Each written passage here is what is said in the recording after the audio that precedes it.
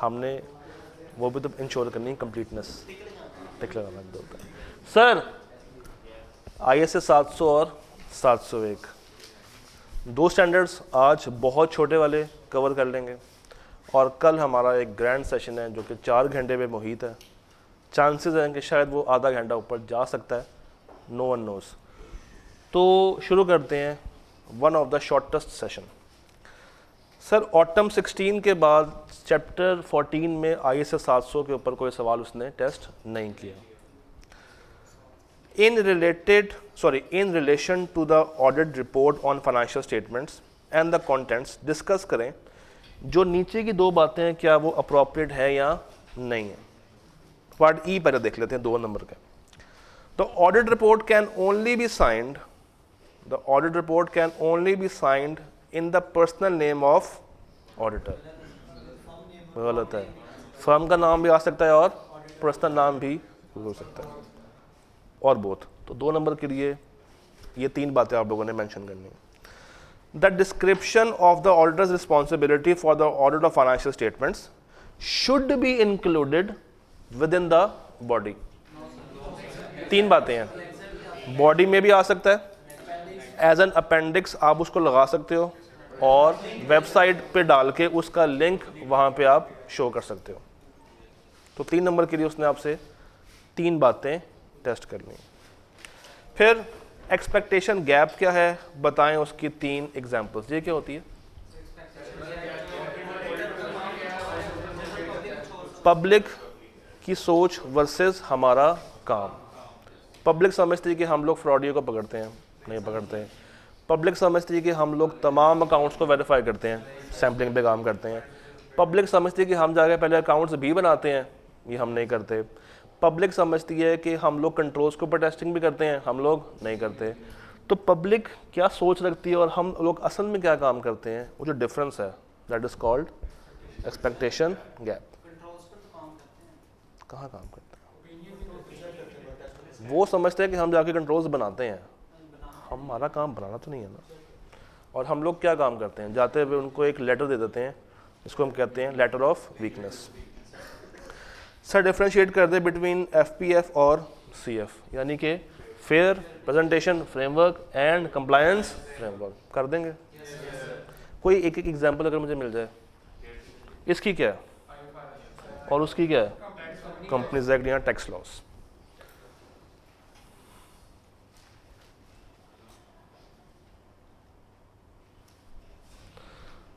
आठ नंबर के लिए चलते हैं वो अपने माजी में स्प्रिंग 10 पे। The auditor is required to issue an audit report at the end of audit. बड़ी उसने प्यारी बात कर दी है, हमें तो पता ही नहीं था। Which sets out his opinion on the financials. क्या आपको पता था? बड़ी न्यू बात उसने कर दी है। An important element of the report is the statement of auditors responsibility. अब आपसे लिखवाना क्या चाह रहा है? रिस्पॉन्सिबिलिटी 8 नंबर के लिए। मगर ये सवाल कब आया था? बहुत पहले। रिसेंटली आजकल इस तरह के सवाल वो टेस्ट आपसे नहीं कर रहा। तो आपने सवाल को देख के परेशान नहीं होना।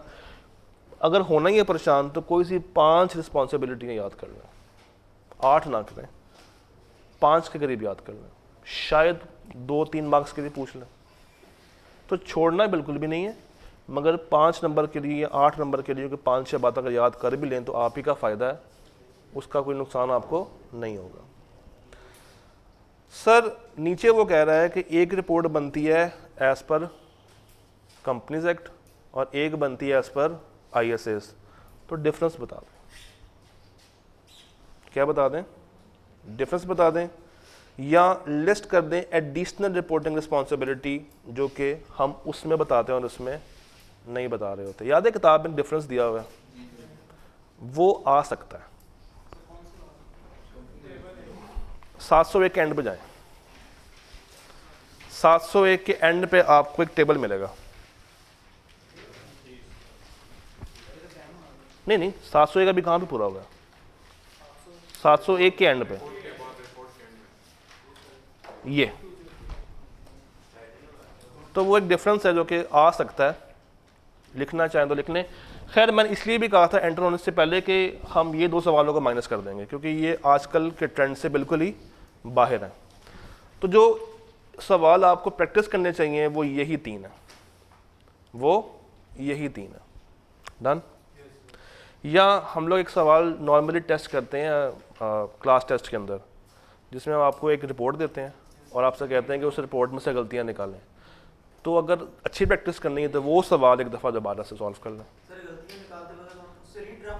सिर्फ आपने गलती, ये 3 तरह के सवाल होते हैं। या वो आपसे कहता है कि रिपोर्ट मुझे पूरी की पूरी बना के दो, वो आपने पूरी रिपोर्ट लिखनी है। एक ऑप्शन ये होती है कि उसकी गलतियाँ रिपोर्ट के अंदर बताएं, यानी कि रिपोर्ट पूरी बनाएं फिर उसकी गलतियों को हाईलाइट करके बता दें। एक होता है मेथड कि आपने सिर्फ बताना है कि इस पैराग्राफ में ये वाला मसला है, इसमें ये मसला और इसमें ये वाला मसला है। वो सवाल तीसरा सवाल होता है, इसमें सिर्फ आपने गलतियाँ बतानी होती हैं। तो पूरी रिपोर्ट लिखने का ज़रूरत आपको नहीं है। तो 700 मादा ख़त्म हो गया, यही है 700। अगर आपको रिपोर्ट आती है, अगर आपको डेफिनेशन आती है गैप की, और पहले पेज पे कुछ बातें और भी लिखी हुई हैं, वो कौन सी बातें हैं? रिपोर्ट में साइन करने से पहले उसने कुछ बातें रिकॉल करनी होती हैं, उसने कुछ बातें दोबारा से सोचनी होती हैं, वो उसने अभी तक पूछा नहीं है।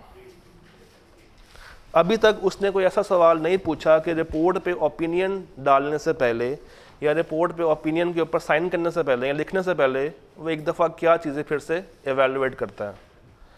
ये सवाल कभी भी आ सकता है, अभी तक उसने टेस्ट इसको नहीं किया।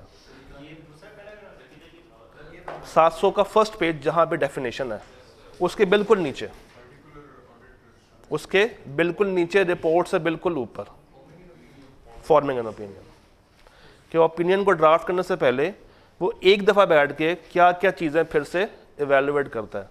तो ये 5-6 बातें मुझे लगता है कि कभी भी आईकैप टेस्ट कर सकता है, अभी तक उसने इसको टेस्ट नहीं किया। तो ये एक इम्पॉर्टेंट एरिया बन सकता है।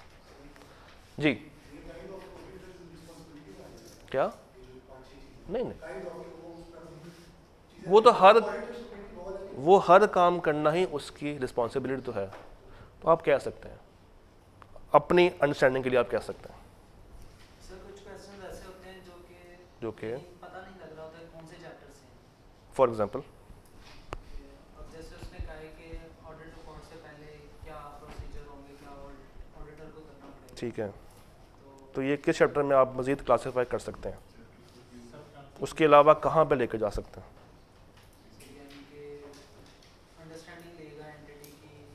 वो तो शुरू वाली बात है ना कि वो प्लानिंग स्टेज पे खड़ा होकर क्या कर रहा है।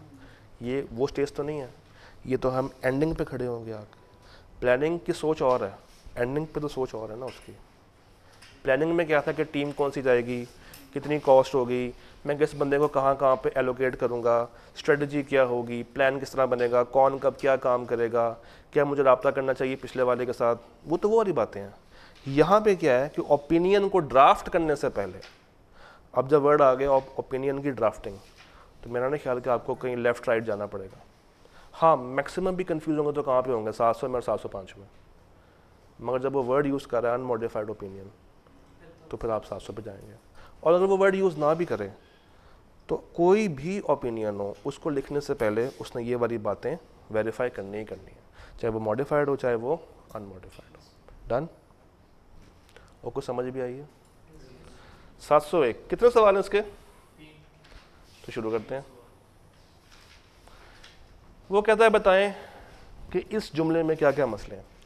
Cam are determined from the matters communicated with the management of the entity that requires significant auditor's attention in performing the audit. इतनी लाइन में क्या मसला है? दो चार्ज विद गवर्नेंस। और कोई मसला आपको मिल गया? कोई और मसला है? नहीं। In making that determination, the auditor shall take into account the effects of the audit of significant events or transactions that occurred during the current period and prior. Prior इसमें नहीं है। तो दो गलतियां, क्या कोई चीज़ मिस भी हो रही है?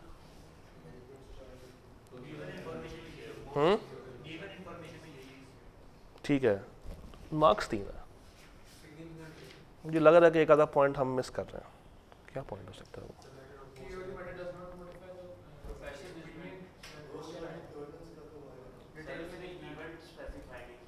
उसने फॉर एग्जांपल यार ऑडिटर्स रिटेंशन यहाँ पे लिखा है ऑडिटर्स ये और शेयर होल्डर्स को सर इस गवर्नमेंट का तो कंपनी मतलब उसकी पूरी जो मामला था वो फॉर्म सर ओपिनियन मॉडिफाई नहीं होता इसमें वो जानेंगे ये पॉइंट आ सकता है कि हम उसको मॉडिफाई नहीं कर रहे होता।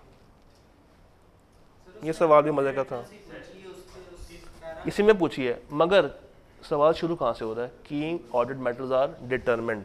ज़रा किताब में जाके देखें ये पैरा कहाँ पे आपको मिलेगा, ज़रा जाएं, डिटर्मिनेशन ऑफ कैम, तो उसमें देखें क्या कोई एक्स्ट्रा बात है जो कि इसमें नहीं है। देखिए दो तरह के सवाल होते हैं, एक होता है कि इसने आपको बता दिया और आपसे पूछा कि इसमें गलतियाँ क्या क्या हैं, तो अगर कोई लफ्ज़ गलत इसने लिखा हुआ है वो तो गलती है ही है, कुछ चीज़ छुपा गया है वो भी तो गलती है, तो लिखा है मगर गलत लिखा है वो तो आपने मुझे बता दिया, जो चीज़ नहीं लिखी वो भी बताते हैं। तो ज़रा ढूंढ के बताएं क्या कोई तीसरा पॉइंट बनता है? नहीं, उस पैराग्राफ में जाके देखें, डिटर्मिनेशन ऑफ कैम में जाके देखें, हाई रिस्क ऑफ स्टेटमेंट वाली बात यहाँ पर आ सकती है, और आप वाली बात भी यहाँ पर आ सकती है।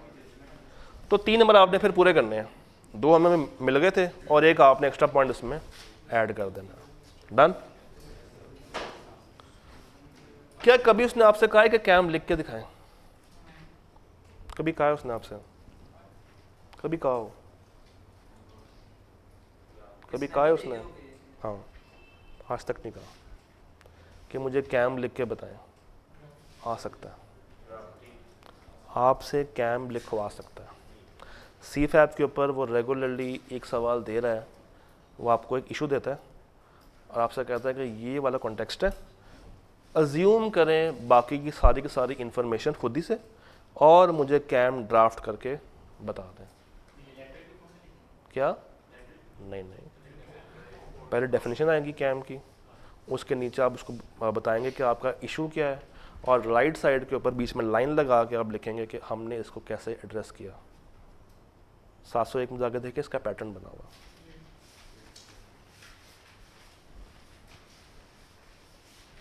आपको मैं एक चीज़ दिखाता हूँ यहाँ से भी, चलो मैं ग्रुप में शेयर करूँगा, पता नहीं इस वक्त इसमें है या नहीं है।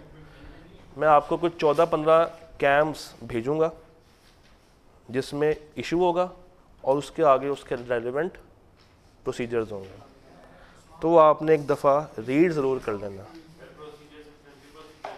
प्रोसीजर्स वही होंगे जो कि सब्सटेंटिव वाले होंगे। डन? मैं देखता हूँ शायद इसमें हो, मुझे कंफर्म नहीं है। क्या इशू? मतलब इशू से मुराद है कि जो मुद्दा है जिसके ऊपर आपने कैम बनाना है। लेट मी चेक कि यहाँ पे शायद मेरे पास पड़ा हो। सर इधर को दिया हुआ है कि कैसे लिखना है उसको, लिखा हुआ ना? हाँ डिस्क्रिप्शन है, मिल गया।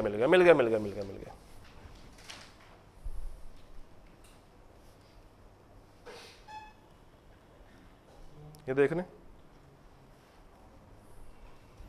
एक एरिया है रेवेन्यू का, उसने आपसे कहा कि ये मसला है या ये एक केस है, ये रिजॉल्व हो चुका है, इसका मुझे आप कैम बना के दें। तो यहाँ पे आप बताएंगे कि उसने ये इशू किस फाइनेंशियल में कहाँ पे लिखा हुआ है, उसका नोट का रेफरेंस आ गया। उसके बाद जो इशू उसने आपसे डिस्कस किया वो वाली बात आ गई, और नीचे आपने उसको डिटरमिन किया। क्यों किया? क्योंकि वो एक की परफॉर्मेंस इंडिकेटर था, जो बातें उसकी लिखी हुई हैं इन डिटर्मिनेशन किताब में। फिर राइट साइड पे आपने बताने हैं कि how this matter was addressed in your report. तो ये गिनती के कुछ 4-5 प्रोसीजर्स हैं कि आपने इसके सेल्स रिकॉर्ड को चेक किया, एडिक्वेसी ऑफ डिस्क्लोजर्स को देखा, रिकॉर्डिंग्स देखी, GRN देखा, GDN देखा, टेस्ट ऑफ कंट्रोल्स किए, XYZ, बहुत सारे काम आप लोगों ने किए।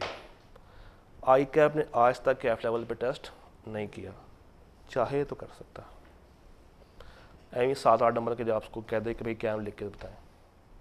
तो इसमें रेवेन्यू है, गुडविल है, PPE की रिवैल्यूएशन है, उसके बाद एडिशंस हैं, कुछ ऐसे एरियाज़ में जो कि आपके लेवल के नहीं हैं, टैक्स कंटिजेंसीज हैं, रिटायरमेंट बेनिफिट्स है, डेफर्ड टैक्स है, RP है, लॉन्ग टर्म लोन है, इन्वेंट्री है।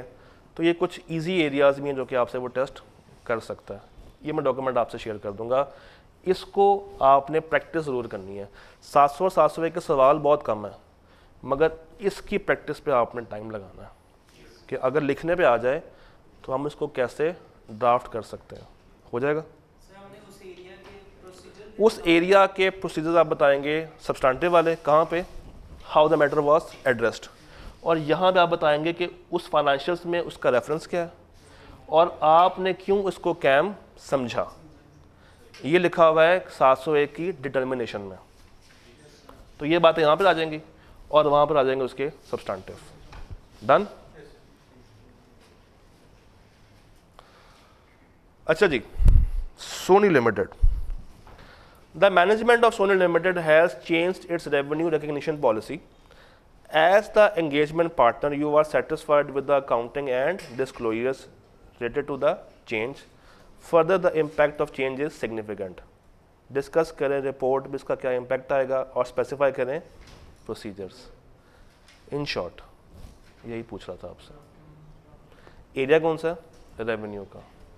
तो अब अगर मैं वापस जाऊं इसके ऊपर,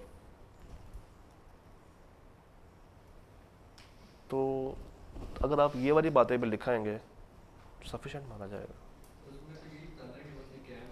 उसमें हमने ये बताना कि ये कैम क्यों है, वो बात यहाँ पर आ गई, आपने क्यों उसको कैम माना, और यहाँ पे आपने उस रेवेन्यू वाले एरिया पे क्या क्या काम किए उसको सॉल्व करने के लिए। That's it.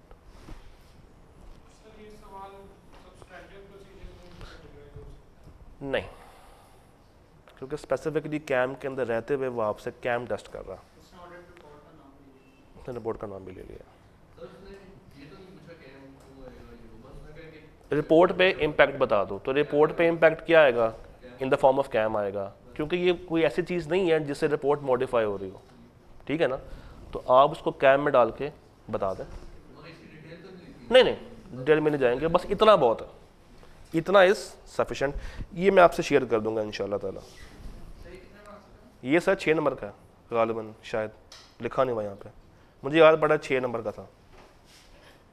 अच्छा जी, ऊपर 3 बातें कर रहा है। A qualified opinion has been expressed, the details of the qualification are also mentioned in the KAM section. क्या ये सही है? नहीं। ये कहाँ पर आएंगी? बेसिस फॉर ओपिनियन में। कैम में इस तरह की बातें नहीं आती। ख़राब बात का रेफरेंस भी क्यों देना है, वो आप यूएमपी में दें जाके, यहाँ पे क्यों दे रहे हैं? No such matter arose during the audit which needs to be reported as KAM. तो क्या बताएं, कैम को माइनस कर दें? नहीं, कैम की डेफिनेशन दे के ये लिख देंगे we have no KAM to communicate. बस शर्त क्या है कि ये कंपनी कौन सी हो, लिस्टेड, और अगर ये अनलिस्टेड है तो फिर इसकी ज़रूरत नहीं है। हाँ जी, समझ आ गई जी। कैम में हमने कोई गलत बात करनी नहीं होती, कैम सिर्फ और सिर्फ अच्छाइयों के लिए बना है।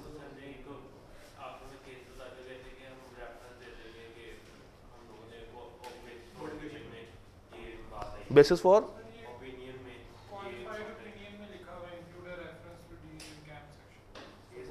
बेसिक, एक सेकंड, वहाँ पे लिखा हुआ है कि अगर हम रिपोर्ट को मॉडिफाई कर रहे हैं तो उसकी कहानी कहाँ पे आएगी, बेसिस के अंदर। अगर आपकी रिपोर्ट मॉडिफाई हो रही है तो क्या कैम आना चाहिए? आना चाहिए। किस में नहीं आता? सिर्फ और सिर्फ डिस्क्लेमर में नहीं आता, बाकियों में आ सकता है। हाँ, रेफरेंस डाल दें, मगर जो मुद्दा है वो कैम में नहीं आएगा। Risk of over statement in revenue was considered as a significant risk and was also communicated to those charge with governance. Discuss करें whether it should be included in the CAM. आ सकता नहीं, miss statement है, अगर वो ठीक कर दें, फिर अगर रिजॉल्व कर दें तो फिर हम उसको कैम में डाल सकते हैं, और अगर वो रिजॉल्व उसको नहीं कर रहे तो मटेरियल मिस स्टेटमेंट मानी जाएगी। फिर एक और सवाल, यूएमपी में और कैम में डिफरेंस। यूएमपी में और कैम में डिफरेंस। और